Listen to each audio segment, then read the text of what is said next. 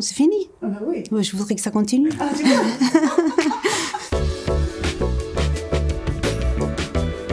Oh, vous êtes chercheuse. Ah, donc on a l'espoir que vous allez trouver la façon de nous guérir toute la planète. Prédire si une femme ou un homme va répondre à un traitement contre le cancer ou pas. C'est comme une étiquette. Si cette étiquette est présente, il faut absolument donner tel médicament dont on a forte chance de que ça marche. Et si l'étiquette n'est pas là, il ne faut pas donner ce médicament parce que ça ne va rien faire. J'étais à l'arrache en train de faire 1000 choses et j'ai dit à mon étudiante, vas-y, fais tel truc. Elle me ramène les résultats, elle me dit, mais non, mais ça n'a pas marché. Tout d'un coup, il y avait un petit truc, je dis, attendez là, il y a un truc bizarre. Et ça nous a donné une découverte, donc on a fait un brevet. Aujourd'hui, on est en train de faire un médicament basé sur ça.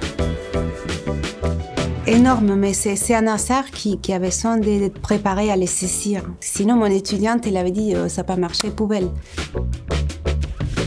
Puis il y a des gens d'Argentine, de Chili, d'Espagne, ça c'est le latino, des Russes, des Français bien sûr. Donc il y a un échange entre les différentes cultures qui est très enrichissant, surtout quand on vient d'un pays plus pauvre, dont tout est un effort.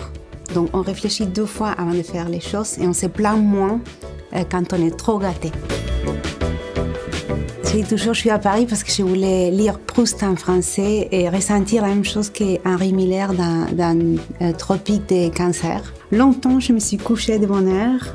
Parfois, à peine ma bouche éteinte, mes yeux se fermaient si vite que je n'avais pas le temps de me dire « je m'endors ».